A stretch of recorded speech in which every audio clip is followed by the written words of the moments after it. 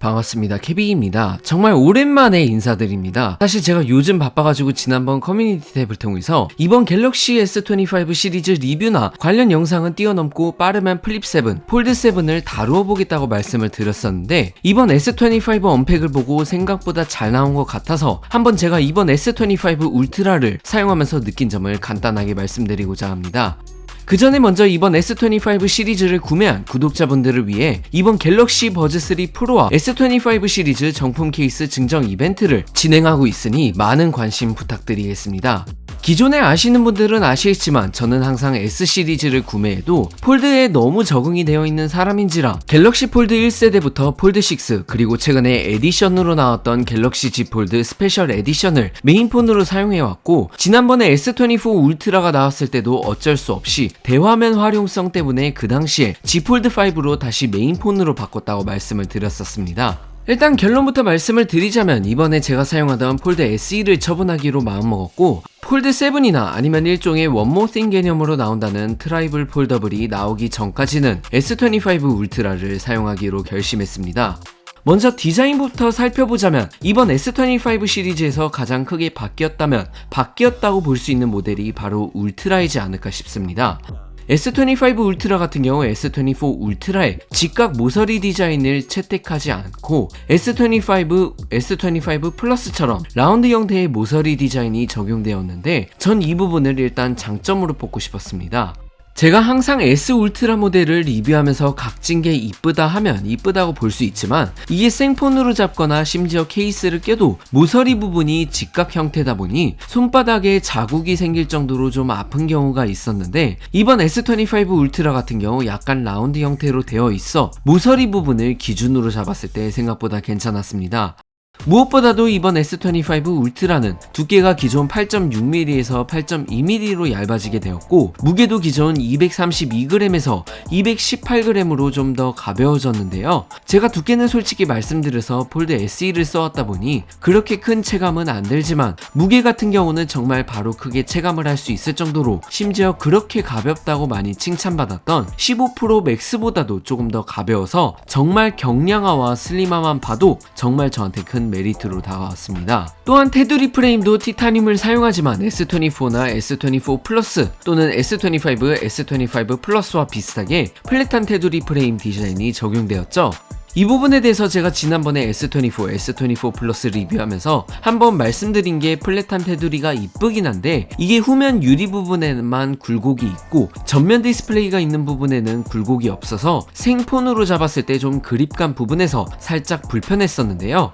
이번 S25 울트라도 플랫한 테두리 적용하면서 전면 디스플레이가 있는 부분에 테두리 모서리에 굴곡이 없어서 불편하지 않을까 싶었는데 실제로 써보니까 이게 어느 정도 각진 느낌이긴 한데 그렇다고 뭐 S23 FE급으로 엄청 뾰족해서 그립감이 완전 안 좋아졌다거나 그런 건 아니었고 그래도 생각보다 나쁘지 않았더라고요.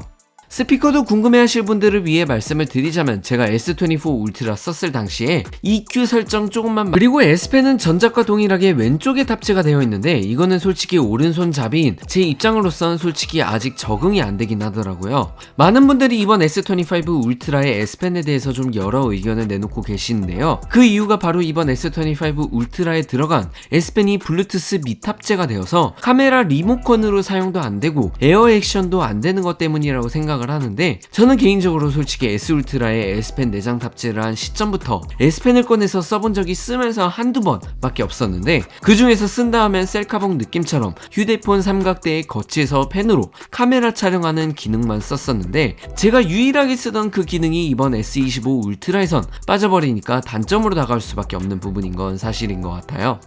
마지막 M14를 사용을 안 해서 원가 절감한 게 아니냐 하는 얘기도 나왔었지만 솔직히 M13 정도만 해도 이미 충분히 좋은 친구라고 생각을 해서 이 부분에 대해서 개인적으로는 아쉬운 점으로 다가오진 않았습니다.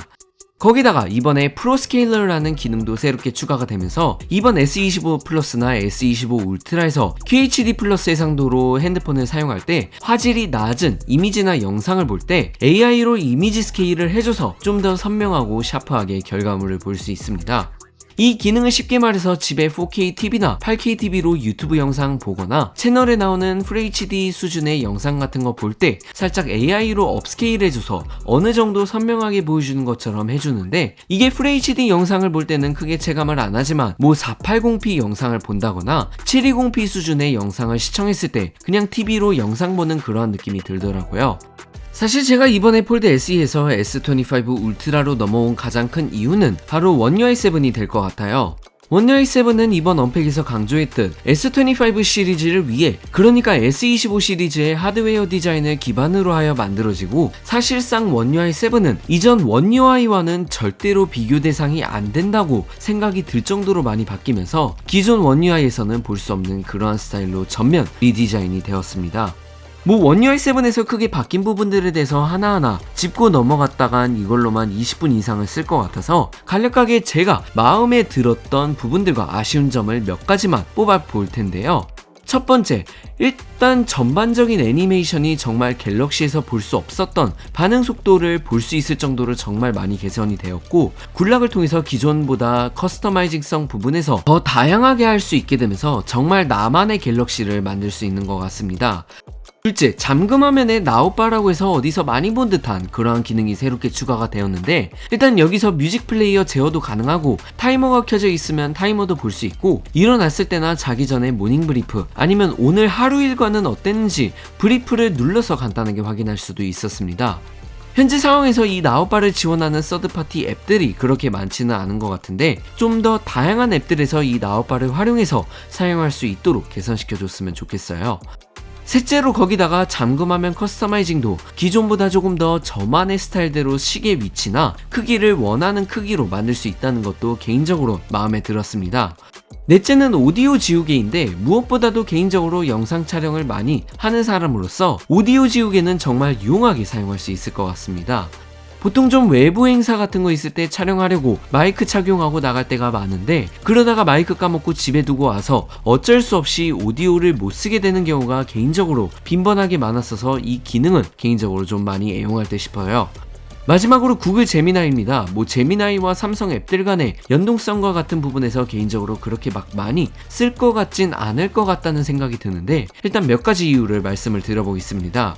구글 어시스턴트가 사라지고 제미나이로 바뀌게 되면서 이게 하드웨어적인 명령은 잘 안 될 때가 있는데, 예를 들어서 제가 방해금지 모드를 해두고 있는 상태에서 방해금지 모드를 풀어달라고 하면 방해금지 모드를 풀었습니다 라고 멘트가 나오지만 실제로 방해금지 모드가 안 풀리고, 만약 휴대폰을 무음 처리를 해달라고 하면 무음 처리가 아예 안 되거나 아니면 방해금지 모드가 돼버리는 경우가 간혹가다 있었습니다. 또 말을 하면 처리될 때까지의 시간도 어느 정도 걸리는 편이기도 하고요.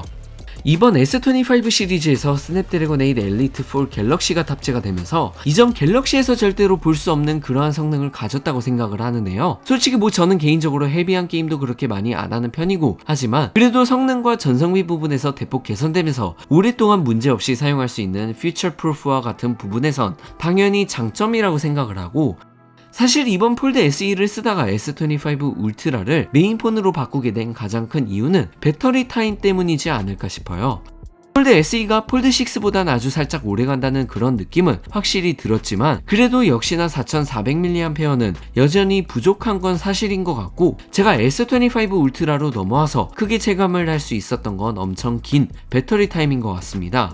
단기간 사용한 거라서 배터리 타임 부분에서 자세하게 말씀드리긴 어렵다고 생각을 하지만, 거의 제가 이전에 사용했던 아이폰 16 프로 맥스나 아니면 S24 울트라를 썼을 당시가 생각날 정도로 하루는 거의 문제없이 사용할 수 있었던 것 같습니다. 다만 지금 몇 년째 5000mAh 배터리가 들어가는데, 이게 S펜 자리 때문에 어느 정도 이해를 하기도 하지만 솔직히 이제 배터리 용량도 늘려줄 때가 된 것 같은데요. 다행히도 S26대의 리튬이온 배터리가 아닌 중국 브랜드들처럼 실리콘 카본 베이스 배터리를 사용할 수 있다는 보도도 언급이 됐으니 이 부분은 다음 세대부터 좀 개선이 이루어지지 않을까 싶기는 합니다.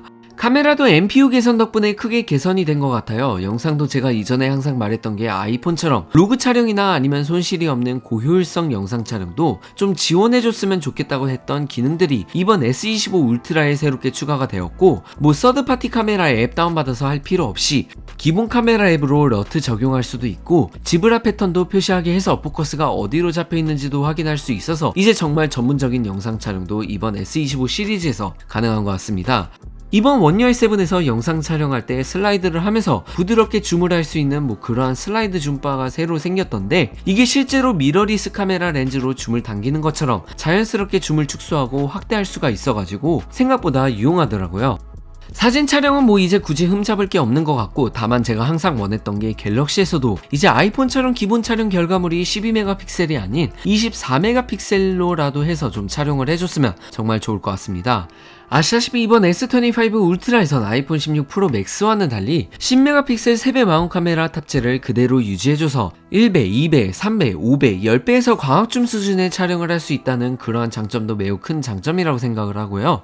무엇보다도 사실 이번 S25 시리즈에서 가장 큰 메리트 포인트라고 한다면 가격 동결이 될 것 같아요. 가뜩이나 환율도 올라가고 이번 S25 시리즈에 탑재가 된 8 엘리트의 단가도 터무니없이 비싸다는 소문을 들어서 15만원 정도의 인상이 이루어지지 않을까 싶었는데, 가격 동결해줘서 정말 이건 감사하다고 생각을 하는데요.